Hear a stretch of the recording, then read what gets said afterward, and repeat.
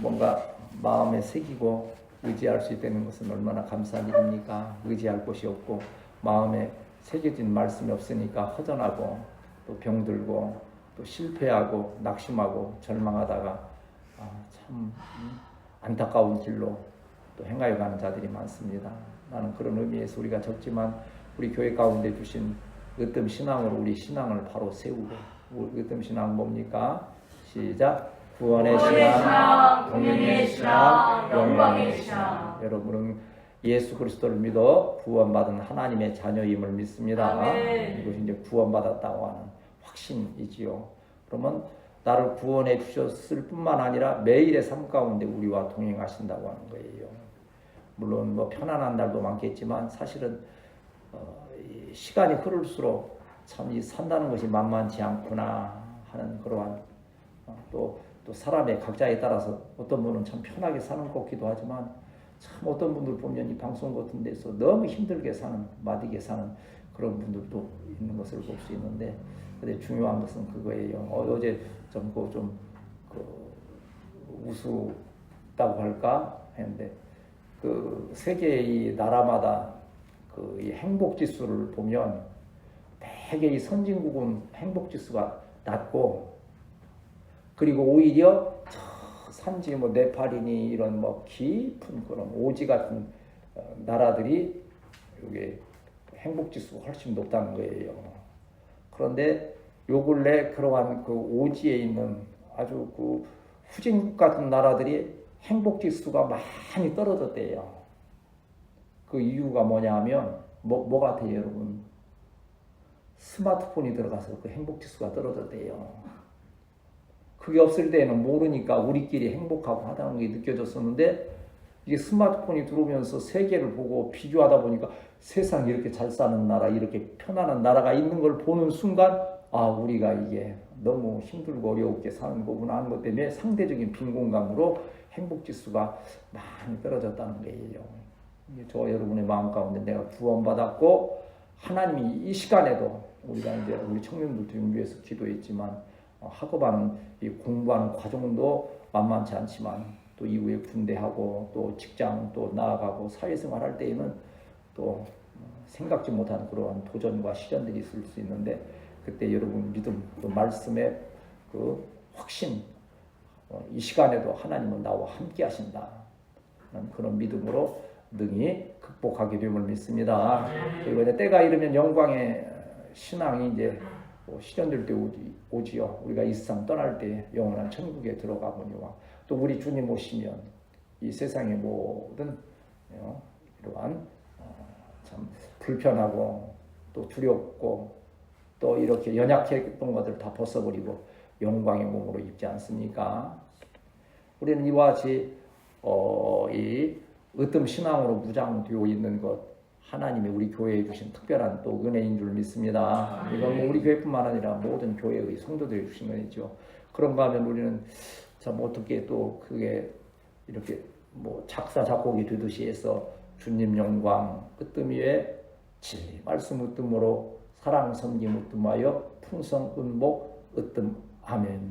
우리가 으뜸 신앙 성도의 생활의 자세지요. 모든 것을 주님의 영광을 제1로 삼고, 하나님을 제1로 삼는다는 것은 말씀이 있어야 되는 거예요. 우리가 하나님 믿는다 하지만 말씀에 대해서 무지하면 하나님을 섬긴다는 것이 오히려 우상을 섬기게도 되고 오히려 죄 가운데 들 수도 있는 거지요.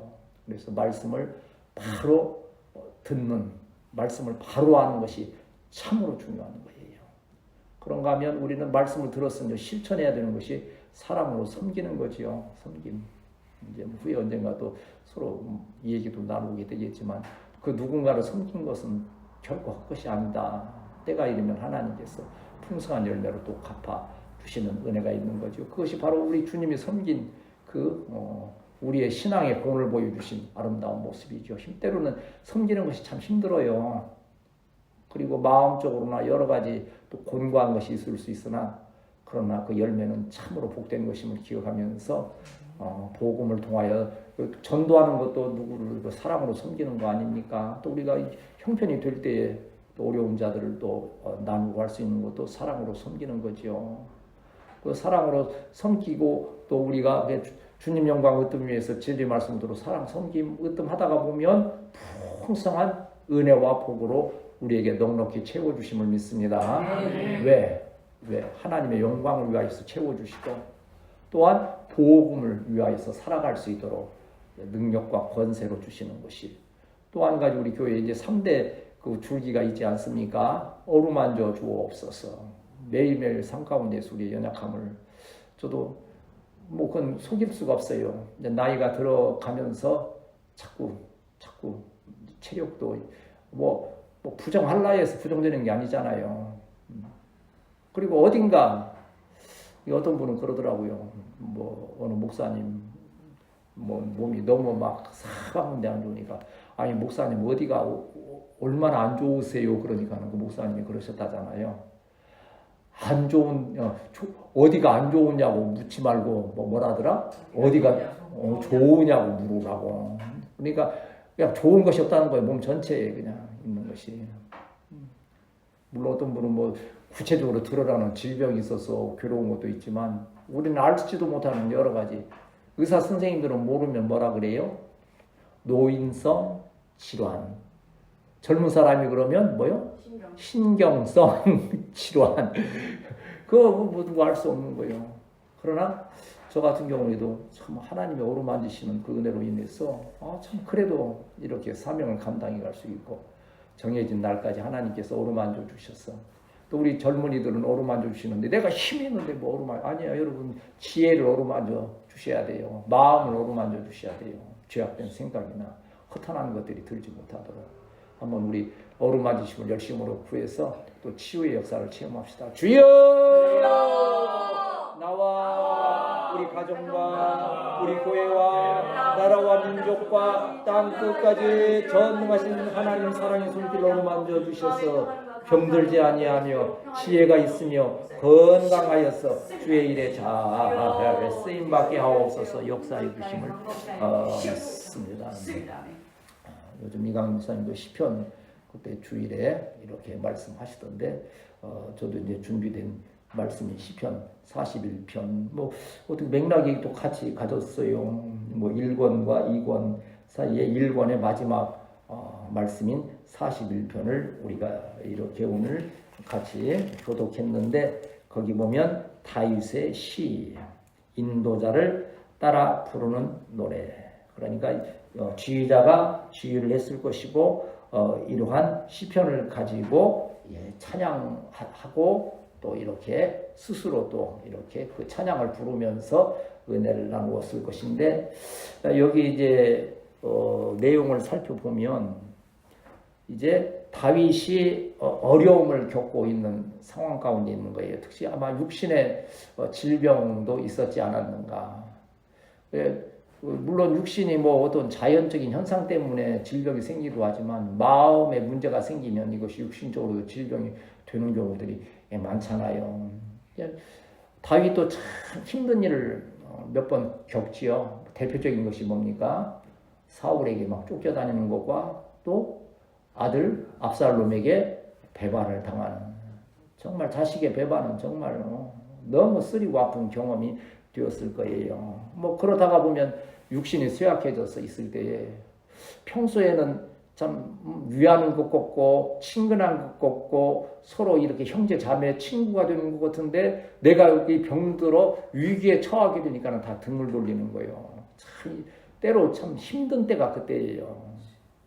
저도 이제 뭐 저는 어차피 이제 주의 종이 돼서 하나님 말씀만 붙들고 있으니까 뭐 절대 뭐 그런 것 때문에 뭐 친구가 없다 뭐 혹시나 뭐 누구 뭐 일가 친척도 없을 정도로 뭐 외롭지 않고 뭐 하느냐 하는데 절대 저는 그런 게 없는 것은 말씀에 단단히 붙들려 있어서 뭐 자원에 그 위로하심에 따라서 뭐 문제가 될 거 없는데 그러나 일반 여러분 직장 생활 또 학교의 생활 가운데에서 외톨이가 되고 왕따 되고 따돌림 되면서 하는 일들은 굉장히 자원에 힘들고 극복하기 어려운 일들일 수 있는 거예요. 그래도 하나님은 결코 여러분을 버리지 아니하시고 눈동자와 같이 사랑하시고 언제나 함께 하심을 기억하면서 위로받거니와 그러나 또 축복하기는 많은 좋은 친구들이 동역자들이 있어서 합력하여 서로를 이루는 우리 성도들이 되어야 할 줄 믿습니다. 저는 좀 외롭게 이렇게 사역하는 거지만 우리 후세대의 교회에서는 서로가 아름다운 관계로 참 많은 이렇게 동역자들이 있어서 이강용 목사님 제가 기도할 때마다 그래요. 함께 할 수 있는 많은 자들을 일으켜 세워달라고 기도해요. 그래야 힘있게 일할 수 있으니까요. 저는 그렇게 해달라고 안 해요. 저는 성경 보고 싶어서 그 욕심 때문에 그냥 혼자 해도 좋다 하는 건데, 그러나 우리 후세대 교회에서는 좀 그렇게 동역할 수 있는 자들을 많이, 여러분이 다 그렇게 해서 이렇게 네트워크, 요새 네트워크라고 그러잖아요. 그렇게 자기 각자의 은사를 따라서 합력하여 손을 이루게 되면 하나님이 기뻐하시고 큰 역사를 이루실 줄 믿습니다. 이렇게 배반하는 사람들이 있고 힘들게 하는 사람들이 있는 중에서도 하나님께서 구원해 주실 것이라고 하는 믿음을 버리지 않는 거예요. 이강사님도 그 설명하잖아요. 다윗의 시가 처음에는 한탄하고 좀 비탄하면서 괴로움에 막 고백이 있는 거지만 그것이 시편이 흘러가면서 그것이 기쁨과 찬양으로 바뀌어가는 것을 볼 수 있다 하는 거지요. 그래요. 누구나 다 시작은 슬프고 힘들고 어려운 상황들이 있지만 믿음 안에서 하나님께서 나와 함께 하신다는 확신 때문에 또 그 가운데에서 회복되고 때가 이르면 하나님께서 또 그것을 세워주실 때에 더 기쁘고 감사한 것 아닙니까? 뭐 공부 예를 들어서 뭐 10등 하던 아이가 9등 하면 별로 기쁘지 않을 거예요. 뭐 그런가 보다 할 거예요. 근데 반에서 꼴찌하던 56등이 갑자기 한 10등 뭐 이렇게 하면 엄청난 사건 아닙니까?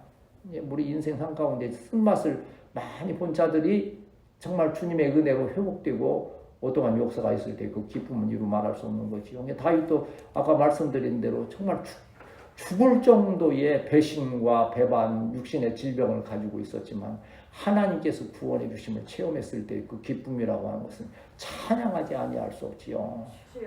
저는 찬양을 열심히 하는 편이잖아요. 자관에 지금도 뭐 목소리가 좀 많이 갈라서 이렇게 못하겠어요. 옛날만큼 못하겠어요. 근데 그래도 막 하려고 하는 것은요, 마음에서 우러나 나오기 때문에 그 찬양도 하는 거지요. 우러나지 않으면 못하는 것 아닙니까? 이러한 우리가 때로 우리 교회적으로 볼 때 여러분 자신 개개인을 볼 때에 다윗과 같은 좀 위기에 있을지라도 하나님께서 구원의 능력으로 함께 하심을 기억하면서 이 말씀에 위로받게 되시기를 축복합니다. 우리 오늘 이제 본문을 따라서 수요저녁은 말씀 그대로 설명해 드리니까 1절에 3절을 먼저 읽겠습니다. 시작. 가난한 자를 보살피는 자에게 복이 있으며 지하는 날에 여호와께서 그를 건지시리라. 여호와께서 그를 지키사 살게 하시니 그가 이 세상에서 복을 받을 것이라. 주여 그를 그 원수들의 뜻에 맡기지 마소서. 여호와께서 그를 병상에서 붙드시고 그가 누워있을 때마다 그의 병을 고쳐주시나이다. 아멘. 그랬어요. 가난한 자를 보살피는 자에게 복이 있다. 이 가난한 자를 보살피는 자가 누굴까? 다윗은 여기에서 자기 자신을 지금 하나님께 고백하는 거예요. 여러분, 물론 하나님 앞에서 의로운 자가 없고 다 부족하지만 그래도 내가 하나님 앞에서 제가 요새 기도를 하는 그 내용의 핵심이 그거예요. 우리는 지나간 세대 하기 때문에 혹시 잘못된 것이 있고 죄와 허물이 있었고 과거에도 많이 이렇게 죄와 허물이 있었을진데 그것은 제가 지은 겁니다. 그건 제 몫이 아닙니까? 그러니 하나님 저에게는 공의로 다 갚으셔서 저를 책망하시거나 죄를 벌하실지라도 나 때문에 나의 이 허물과 죄 때문에 우리 자녀와 성도들이 그 갚음을 받는 어려움을 겪는 일은 없기를 원합니다. 저들은 저들의 믿음을 따라서 저들이 행한 행실대로 선하게 갚아 주옵소서라고 제가 계속 그 기도의 핵심을 이렇게 가져가고 있어요. 제 것은 제가 안고 가겠습니다. 저 때문에 우리 후세대의 교회가 해를 당하거나 어려움이 없게 하여 주옵소서.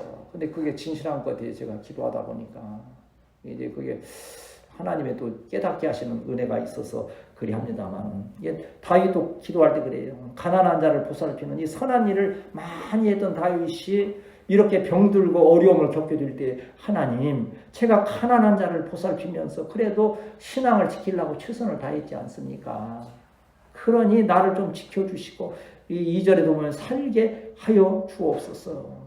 이러한 자들에게 하나님께서 복을 주시지 않습니까? 원수들에게 나를 맡기지 마십시오. 내 허물이 있을지라도 원수들이 나를 해하지 못할지 나는 그래도 주님을 위하여서 충성을 다하였으니. 여러분 이게 어떠한 교만이 아니라 정말 신앙의 양심 때문에 하나님께 호소할 때 하나님 내가 이렇게 그래도 믿음을 지켰지 않았습니까 하고 할 수 자신감이 있는 우리 성도들이 되어야 할 줄 믿습니다. 근데 그것이 교만이 되면 안 되지.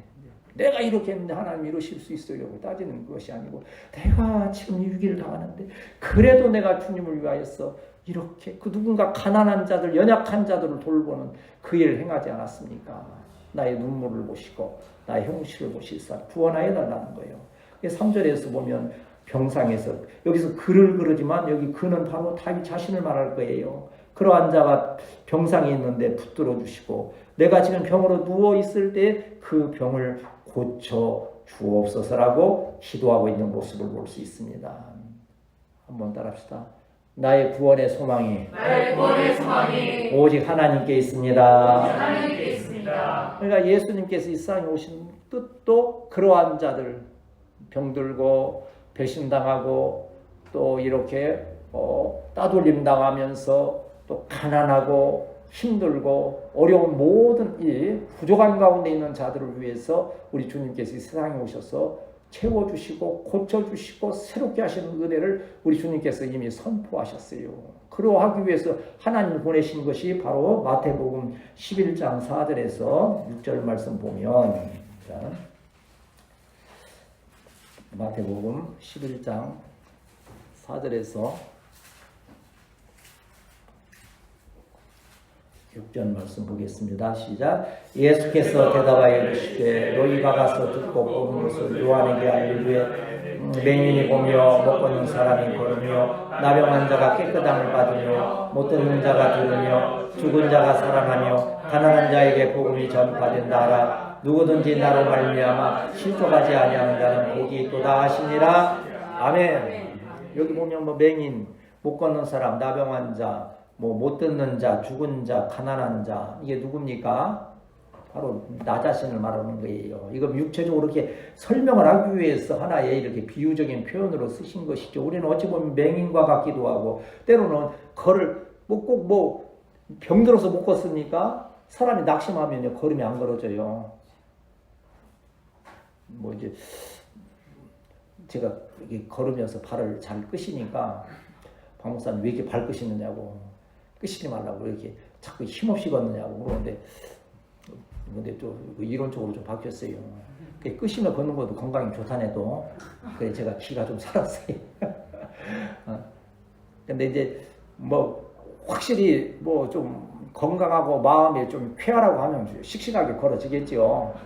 그냥 아무래도 피곤하고 그러다 보니까 다 그렇게 되는 거예요. 그러니까 우리가 맹인 못 걷는 사람처럼 또 나병 환자처럼 마음이 이렇게 막 굉장히 괴로운 그런 여러 가지 있을 수 있는데, 그러한 자들을 구원하시기 위해서 예수님께서 오셨고 예수님 안에 있는 우리에게 구원의 소망이 있음을 믿습니다. 네, 그 사실을 우리에게 다윗은 바로 그런 고백을 통해서 우리에게 또한 교훈해 주는 거지요. 자, 이제 그러면 다윗이 고난 중에 있을 때 어떠한 고백을 했습니까? 우리 4절에서 9절을 한꺼번에 읽겠습니다. 오늘 시간 관계상 좀 한꺼번에 좀 말씀을 나누죠. 시작. 내가 말하기를 여호와여 내게 은혜를 베푸소서. 내가 주께 범죄하였사오니 나를 고치소서 하였나이다. 나의 원수가 내게 대하여 악담하기를 그가 밑에나 죽고 그의 이름이 언제나 없어질까 하며 나를 보러 와서는 거짓을 하고 내 중심에 악을 쌓았다가 나가서는 이를 널리 선포하오며 나를 미워하는 자가 다 하나같이 내게 대하여 수군거리고 나를 해하려고 꾀하며 이르기를 악한 병이 그에게 되었으니 이제 그가 믿고 다시 일어나지 못하리라 하오며 내가 신뢰하며 떡을 나눠 먹던 나의 아까운 발꿈치를 들었나이다. 앞에서는 그랬잖아요. 너무 힘드니까 다윗이 하나님 내가 이렇게 어려운 가운데 있지만 그래도 내가 주님 가난한 자를 돌보던 그런 순결한 믿음으로 그래도 충성을 다했는데 하나님 나를 좀 고쳐주시고 나에게 은혜를 베풀어 주셔서 했음에도 불구하고 다시 다윗은 솔직한 고백을 하는 거예요. 내게 은혜를 베푸시는데 내가 주께 범죄했다. 이것이 내가 범죄했음을 고백할 수 있는 것이 큰 은혜를 받는 복된 비결임을 믿습니다. 그러니까 내가 뭐 그렇다고 해서 뭐 인간적인 어떤 막 관계에서 죄 막 불법하고 세상 죄를 범하는 게 아니고 하나님 앞에서 내가 그 믿음을 바로 지키지 못했던 그 자체를 바로 여기 범죄하였다 하는 거지요. 그러니까 범죄하였사오니 그 범죄에서 나에게는 질병, 우리가 이제 이 말씀 다윗의 고백은 아닙니까? 병들어서 죽을 병이 있고 막 나를 막 괴롭게 하는 자들이 많이 있는데 혹간 이것이 내가 하나님 앞에 바로 서지 못한 죄와 허물로 인해서 온 것이 아닌가 하는 그 깨달음을 마음속에 품는 거예요. 이게 겸손하게 은혜를 구하는 자의 은혜의 비결이라고 하는 거지요. 그러면서 이제 하소연하는 거지요. 5절에서부터 바로 하소연하는 거 아닙니까? 여러분 너무 힘들고 올 때는 이 다윗의 이 하소연이 여러분에게 또 누군가의 오해를 받고 누군가로부터 막 어려움을 겪게 될 때 이런 고백을 하게 되고 여러분 직장 생활에서도 마찬가지 아니에요. 아까도 우리 이제 태희군이 이제 군대 간다 하니까는 여러 가지 얘기하다가 제일 중요한 게 뭐라고 했어요? 군대 가서 아까 우대무사님 뭐라고 하더만 좋은 사람 만나는 거, 좋은 사람. 바로 그것도 멀리 뭐 사단장하고 뭐 그런 건 이제 해당이 안 되니까 바로 위에 나보다 한 기 위 또 뭐 상병, 병장 이런 사람 하나 잘못 만나면 얼마나 우리 강사님도 얼마나 참 마음이 부드럽고 온유한 그러한 성품인데도 불구하고 그 장교임에도 불구하고 그 ROTC 선배가 하나 들어왔는데 정신이 좀 이상한 사람이 하나 만나지니까 밤마다 그냥 그렇게 괴롭게 하는 거예요. 그냥 막 12시에 막 라디오 틀어놓고 막 음악 듣는다 했었고 잠을 못 자게 하고 막 그리고 뭘 얘기하면 또 듣지도 않고 막 오히려 막 아랫사람이 뭐 좀 뭐 한다 하듯이 막 하니까는 세상에 그런 얘기를 다 하더라고요. 내가 신앙만 아니라면 정말 막 죽이고 싶다고 막 그런 표현을 할 정도로. 근데 다윗도 지금 그러한 고백을 하는 거예요. 그 솔직한 고백이요. 여러분 하나님 앞에서는 감출 게 없어요. 사람 앞에서는 여러분 다 고백 못해도 하나님께는 여러분 애통하는 것들과 어려운 문제가 있을 때 다 하나씩 고백하는 우리 성도들이 되시기를 축복합니다. 그럴 때 여러분 그 길들이 열어지는 거예요. 내 원수가 여기 악담한다는 거예요. 아주 악한 말들로 이 악한 악담이라는 건 상처되는 말이요. 사람이 뭘로 상처받습니까? 외부적으로는 칼로 받잖아요. 말의 상처가. 어디 그 전에 그런 말 내가 상처 주는 말은 30초지만 그 말의 상처는 30년을 간다. 그런 일들이 많잖아요. 그걸 이제 성령께서 이제 그 쓴뿌리를 재해 두셔야 되는데 그 마음에 품고 있는 사람은요 죽을 때까지도 품고 가는 일도 있잖아요. 우리가 은혜스러운 입술로 또한 서로에게 사랑으로 치유하는 역사가 있어야 될 줄 믿습니다. 그런데 여기 지금 다윗을 악담하는 자들이 상처 주는 자들이 뭐라 합니까? 병들었는데 이게 어느 때 죽냐 이거예요. 왜 그런 일들이 있어요? 언제 저거 죽냐? 빨리 죽었으면 좋겠다. 지금은 이제 그런 말들 함부로 못 하지만 차라리 나가 죽어버려. 막 감정이 격했을 때 왜 막 그러고 하잖아요. 악담하고 막 저주하고 하는 그러한 일들이 있잖아요. 여러분 주변에 그런 사람들이 있을 수 있어요. 어떤 관계로 인해서 오히려 또 신앙 때문에 여러분을 저주하며 차라리 죽어버리라 할 정도가 있는데 그러나 분명한 것은 까닭 없는 저주는 떠도는 참새 같아서 절대 임하지 않는다 그랬어요. 그런 걸 누가 저주한다 해서 두려워할 것이 아니고 오직 믿음만 잘 지키고 있으면 모든 악한 자들의 저주는 그냥 흘러가는 바람과 같이 흩어지게 되고 나는 구원의 은혜로 충만하게 됨을 믿습니다. 언제나 없어질까? 또 6절에 보면 뭐라 합니까? 나를 보러 와서는 거짓을 말하고 그 중심에 악을 쌓았다가 나가서는 일리 선포하오며 이게 듣는 데서 와서 병을 이제 다윗이 이제 죽게 생긴 병에 있으니까 와서 겉으로는 위로하는 거 빨리 나으셔야지요. 아이고 그동안 그렇게 선한 일을 많이 하셨는데 하나님께서 고쳐주실 거야 해놓고 나가면 뭐라 그래요?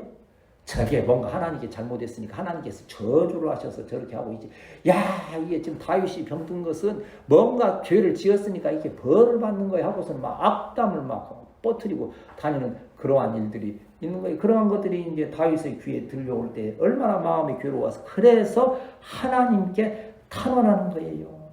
7절에 나를 미워하는 자가 하나같이 내게 대하여서 수군거린다 그랬어요. 수군거린다는 이 뜻을요. 이게 요새는 제가 이제 성경을 원어적으로 이렇게 좀 풀어가면서 보면 참 뜻이 깊은 게 이게 중얼거린다는 뜻이에요. 주문을 외우면서 중얼거린다는 거예요.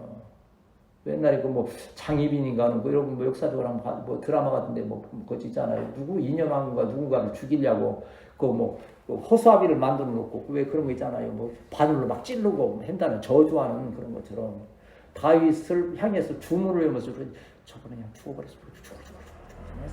계속 저주하는 그러한 모습이 지금 요거 나와요. 수군거린다는 것이 바로 그런 거예요. 그리고 8절 보면 악한 병이 그에게 들었으니 다시는 일어나지 못하리라. 저거 죽을 거야, 죽을 거야. 그런데 9절은 또 얼마나 더 마음이 아픕니까? 내가 신뢰하여 내 떡을 나눠 먹던 자. 이게 내 신하라고 있고 내 가족이라고 그래서 내가 철석같이 믿고 모든 사람은 다 떠나도 나를 떠나지 않을 거야 했던 그들 같이 떡을 먹었던 한 식구와 같은 자들이 나를 대적하여 뭐 했다 그랬어요? 거기 보면 9절에 뭘 들었다 그랬어요? 발꿈치를 들었다는 것은요, 이거 몰래 사기치고 거짓말하고 배반하는 자의 그러한 관용적인 표현이요. 여기 이제 발뒤꿈치를 들었다고 하는 것은 왜 그런 일들이 많이 또 있지 않습니까? 가장 가까운 사람이 그래서 그 유명한 말 중에 뭐가 있어요? 그 시저를 이렇게 암살한 그 누구요? 브루투스라고 하는 적인데 브루터스인데 브루터스가 이게 시저가 이제 너무 폭정을 하고 적어오니까는 가장 신뢰하는 가장 가까운 신하요.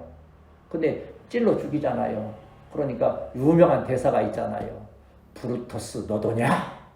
너까지 배반하느냐? 그러니까 바로 여기 그런 내가 가장 신뢰하던 자, 나 가장 가까운 자, 여기 지금 누구를 지금 아마 생각했을 것 같아요. 나에게 가장 가까운 자가 다윗에게 누구였을 것 같아요? 압살롬 아니야, 압살롬인데 자식 같이 떡 먹고 같이 밥 먹는 그의 발꿈치를 들고서 배반하듯이 했는 그 가슴 아픈 일들이 있는 거지요. 참 우리나라도 지금 요새 보면 너무나 막 이 배신과 배반과 이런 갈등과 오해가 너무 많은 것 같아요. 우리는 그들의 마음 가운데 성령의 감동으로 온유하고 겸손하고 서로 사랑하는 마음 달라고 많이 기도해야 될 줄 믿습니다. 또 우리가 그렇게 쓰임받는 우리 청소년들이 되어야 하겠지요. 그러니까 여기 보면 중요한 기관 말이 얼마나 중요한 것을 와서 말로 저주하고 말로 막 시기 질투하고 하는 많은 말들이 있잖아요. 야고보서 우리 한번 보면 야고보서 혀에 대해서 이 말에 대해서 아주 중요한 말씀을 우리에게 야고보서에서 가르치고 계시거든요. 야고보서 3장 5절에서 여러분 이제 말에 대해서 교훈을 얻고 싶을 때 이 말씀을 참고하면 돼요. 한번 읽으면 넘어가도록 하겠습니다. 야고보 3장 5절에서 10절 시작. 이와 같이 혀도 작은 지체로 돼 큰 것을 자랑하도다. 보라 얼마나 작은 불이 얼마나 많은 나무를 태우는가. 혀는 그 불이요 불의 세계라. 혀는 우리 지체 중에서 온몸을 더럽히고 삶의 수레바퀴를 불살아나니 그 사는 것이 지옥불에서 나느니라. 여러 종류의 짐승과 새와 벌레 바다의 생물은 다 사람이 길들여 왔거니와 혀는 능히 길들일 사람이 없나니 쉬지 아니하는 악이요 죽이는 독이 가득한 것이라. 이것으로 우리가 주 아버지를 찬송하고 또 이것으로 하나님의 형상대로 지음을 받은 사람을 저주하나니 한 입에서 찬송과 저주가 나오는도다. 내 형제들아 이것이 마땅하지 아니하니라. 여러 사랑하는 우리 성도들의 입술이 성령의 역사로 잘 길들여져서 복음의 선한 말로서 많은 자들을 감화시키는 영향력이 있는 우리 믿음의 성도들이 되시길 축복합니다. 여러분 잘 혀를 길들여 놓으면 나중에 누군가에 통하여서 하나님은 영광 받으시거니와 여러분 자신도 크게 유익함을 얻는 그러한 역사가 있게 될 줄 믿습니다.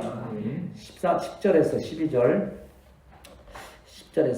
그러나 그러한 가운데에서도 다윗은 감사하지요. 시작. 그러나 주 여호와여 내게 은혜를 베푸시고 나를 일으키사 내가 그들에게 보응하게 하소서. 이로써 내 원수가 나를 이기지 못하오니 주께서 나를 기뻐하시는 줄을 알았나이다. 주께서 나를 온전한 중에 붙드시고 영원히 주 앞에 세우시나이다. 아멘. 그 고난의 날들이 누구의 은혜로? 하나님의 은혜로 해결이 되고 이제는 기뻐하며 감사하며 찬양을 드릴 수 있는, 사울도 하나님께서 결국 제거하시잖아요. 다윗을 살리시고. 사실은 역사적으로 보면 다윗이 몇 번을 죽어야 되지요. 근데 역시 다윗은 주인공이야. 죽었는가 하는데 또 살아나. 죽었는가 하면 살아나. 그런데 그냥 영원히 살 것 같은 사울은 전장에 나가서 자식 수가 같이 다 죽어. 배반하는 압살롬도 왕위를 차지하면서 승승장구할 것 같아. 다윗은 그 아버지 그 다윗은 금방 죽을 것 같아. 죽을 것 같은 다윗은 또 살아나고 배반한 압살롬은 요압에게 죽어. 뭐 방법이 없는 거예요. 하나님이 역사하시면. 그러한 구원의 은혜를 사모했던 다윗에게 그러한 은혜를 베푸셔서 10절에 보면 나를 일으키시고 보응하게 하셨다는 거예요. 나의 원수는 나를 이길 수 없다는 거예요.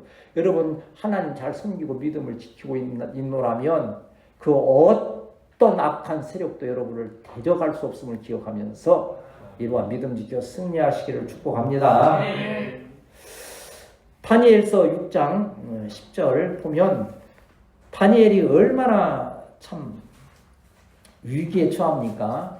그러나 그 대적들이 결코 해할 수가 없는 것이요.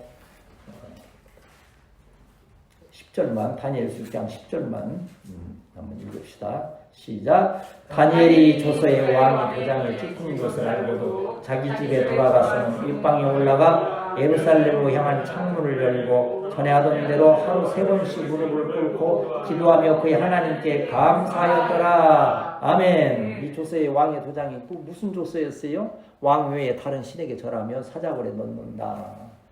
그러면 이제 그렇다 해서 이 기도를 쉬는 게 아니에요. 여러분 어떠한 신앙의 도전이 올 때 낙심하지 말며 더 담대히 나아가면 하나님께서 보호해 주심을 믿습니다.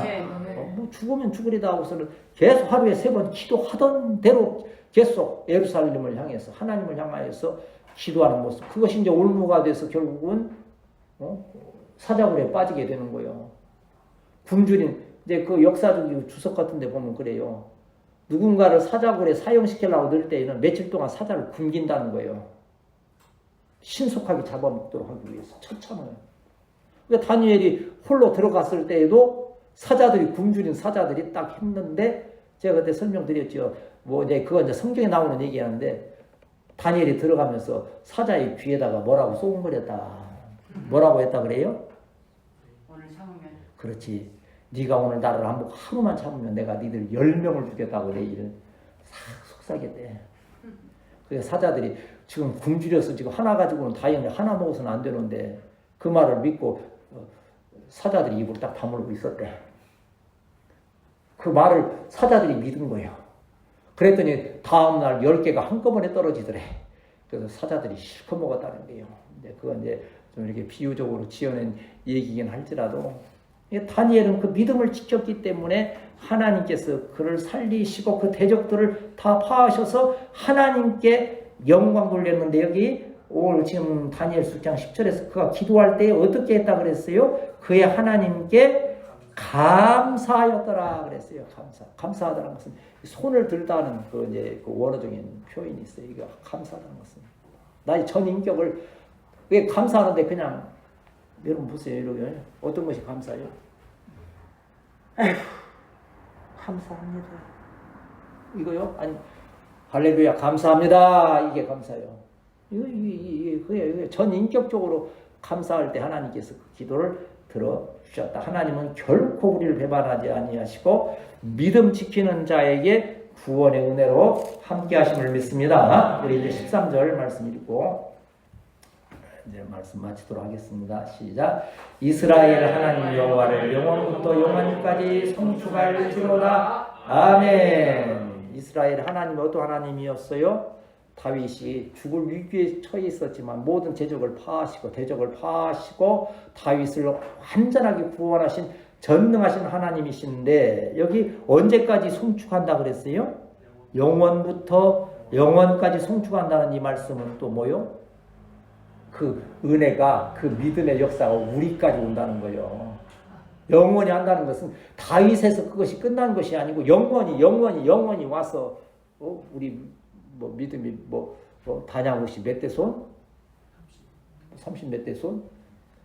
나도 보니까 전주이시 효령 대군파 뭐 18대 손인가 그렇더라고. 나 다시 한번 나도 사실은 나 그날 얘기는 잘 몰랐어. 그런데 그래서 한번 다시 뒤지게 보니까 18대 손인가 그렇더라고. 응? 그러니까 뭐 그 인간의 대수는 문제도 하나님은 영원하신 하나님이요. 그럼 몇 대까지 복을 주신다 그랬어요? 하나님 말씀 순종하고 잘 하면 천대까지 주신다는 거. 영원히 다윗의 그 역사, 다윗의 어떤 역사였어요? 병들어 배반당하여 죽을 수밖에 없었지만 끝까지 믿음을 지켰더니 하나님께서 그를 다윗을 세우시고 대적들을 멸하신 그 승리의 역사가 우리에게까지 오늘 대대에 우리의 후손들 우리 후세대의 교회 후세대의 교회까지 영원히 이르는 귀한 역사가 있게 됨을 믿습니다. 이러한 하나님은 요한계시록 5장 12절은 제가 읽어드릴게요. 큰 음성으로 이르되 죽임을 당하신 어린 양은 능력과 부와 지혜와 힘과 존귀와 영광과 찬송을 받으시기에 합당하도다. 하나님은 영원히 찬양받으실 하나님.